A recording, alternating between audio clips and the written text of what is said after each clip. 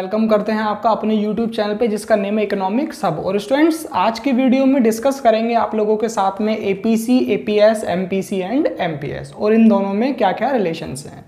तो स्टूडेंट्स देखिए APC सबसे पहले हम डिस्कस करेंगे आप लोगों के साथ में इसमें APC। APC क्या है? Average propensity to consume. और APS का मतलब है students average propensity to save. अब देखिए स्टूडेंट्स APC है क्या? तो देखिए स्टूडेंट्स प्रोपेंसिटी का मतलब होता है रिलेशन या फिर रेशियो। रिलेशन कह सकते हैं हम इसको या फिर रेशियो कह सकते हैं। इसका मतलब एवरेज रिलेशन बिटवीन, कंज्यूम का मतलब स्टूडेंट्स यहां पर है आपने जो भी गुड्स कंज्यूम किया, खरीदा, मतलब कंजप्शन। तो students average relation between consumption and income, जो कंजप्शन और इनकम का एवरेज रिलेशन होगा स्टूडेंट्स उसको हम क्या कहेंगे? APC। It refer to a average relation या average ratio between consumption and income. This is called APC, average propensity to consume। और स्टूडेंट्स इसका यहाँ पर फॉर्मूला है APC equals to consumption upon income. हमें कंजप्शन को डिवाइड करना है स्टूडेंट्स, किससे डिवाइड करना है? इनकम से। सपोज कीजिए आपकी इनकम थी 100 रुपीज़ और आपने एक्सपेंडिचर कर दिया कितना स्टूडेंट्स? 80 रुपीज़ का।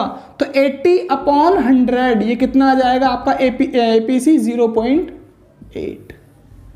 तो स्टूडेंट्स इस तरीके से हम इसको कैलकुलेट करते हैं।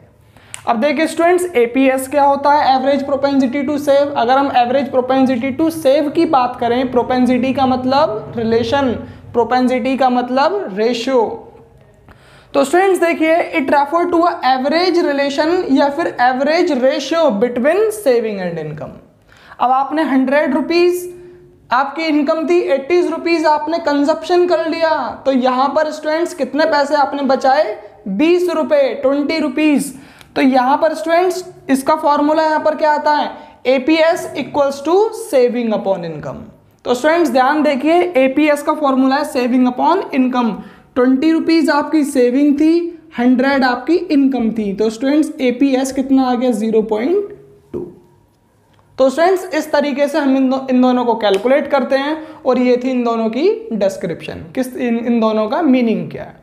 स्टूडेंट्स देखिए APC और APS में एक रिलेशन है। अगर हम इन दोनों की वैल्यू को प्लस करेंगे, APC plus APS equals to 1। इन दोनों की वैल्यू को प्लस करने पे हमेशा 1 के इक्वल आना चाहिए, क्योंकि कंजप्शन और सेविंग को प्लस करने पर स्टूडेंट्स किसके इक्वल आता है? इनकम के। Students Y equal to C plus S, Y equal to C plus S होता है फॉर्मूला आपका।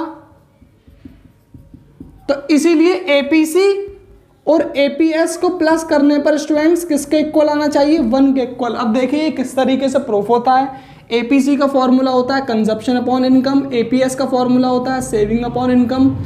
1 LCM लिया स्टूडेंट्स हमने, यहाँ पे कितना आ गया? Y का मतलब नीचे यहाँ पे LCM लेंगे इनकम, ऊपर क्या बचा? C plus S. C plus S क्या होता है students? Income. Y equal to C plus S, तो ये आ गया Y अपॉन Y से Y कटा, क्या आ गया आपका? 1। तो स्टूडेंट्स APC और APS को प्लस करने पर 1 के इक्वल आंसर आना चाहिए, क्योंकि कंजप्शन और सेविंग का टोटल भी इनकम के इक्वल होता है। तो देखिए स्टूडेंट्स आगे इसमें कंसेप्ट आता है MPC एंड MPS। MPC का मतलब क्या होता है? Marginal propensity to consume. और स्टूडेंट्स MPS क्या है? Marginal propensity to save. अब स्टूडेंट्स देखिए एडिशनल रेट पर अगर हम देखें कंजप्शन में और सेविंग में, दोनों में चेंजेस हमें देखने के लिए मिलते हैं।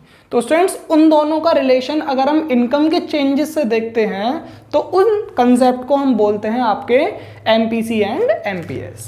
अब देखिए स्टूडेंट्स MPC का मतलब है मार्जिनल प्रोपेंसिटी टू कंज्यूम।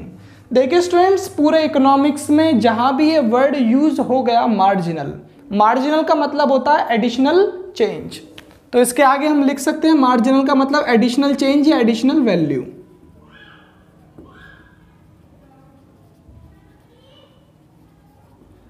और स्टूडेंट्स प्रोपेंसिटी अभी आपको बताया था रिलेशन या फिर रेशियो। तो students additional change in consumption and income, जो एडिशनल चेंज कंजप्शन में हुए वो और जो एडिशनल चेंज इनकम में हुआ है वो, उन दोनों के रिलेशन को, उन दोनों के रेशियो को स्टूडेंट्स हम बोलते हैं MPC, marginal propensity to consume. ऐसे ही स्टूडेंट्स MPS आता है आपके सामने। देखिए यहाँ पर जो एडिशनल चेंज सेविंग में आया है और जो एडिशनल चेंज आपके इनकम में आया है, उन दोनों के रेशियो को हम यहाँ पर कहते हैं students MPS, marginal propensity to save. Suppose कीजिए स्टूडेंट्स पहले कंजप्शन था आपका 20 से इंक्रीज हो गया कितना 50। पहले इनकम थी स्टूडेंट्स कितनी, यहाँ पर 0 से इनकम इंक्रीज हो गई स्टूडेंट्स यहाँ पर कितना 60। अब हम दोनों में एडिशनल चेंज लेंगे, ये क्या है आपकी इनकम और ये क्या है आपका कंजप्शन। कंजप्शन में कितना एडिशनल चेंजेस है स्टूडेंट्स आपके 30 का, और इनकम में कितना चेंजेस है स्टूडेंट्स 60 का। इन दोनों को अब आपको डिवाइड करना है तो ये आएगा 0.5, ये आ गया आपका स्टूडेंट्स MPC। अब ऐसे ही हम MPS निकाल सकते हैं स्टूडेंट्स। यहां पे पहले कितना सेविंग था आपका -20, अब कितना सेविंग है स्टूडेंट्स 10। अगर हम देखें तो कितना एडिशनल चेंज है स्टूडेंट्स, इसको माइनस कर लीजिए, 10 माइनस के 20, तो स्टूडेंट्स 10 माइनस के 20 को जब हम माइनस करेंगे एडिशनल चेंज के लिए तो माइनस प्लस हो जाएगा, ये आ जाएगा 30 और इनकम 60, तो स्टूडेंट्स ये भी आपका आ जाएगा 0.5। तो ऐसे ही स्टूडेंट्स सेविंग भी आपकी MPS भी यहाँ पर आ जाएगा 0.5। ऐसे ही बिल्कुल MPS है जो एडिशनल चेंज आपके सेविंग में आया है और जो एडिशनल चेंज आपके इनकम में आया है, उन दोनों के रेशियो को स्टूडेंट्स हम बोलते हैं आपका MPS, marginal propensity to save.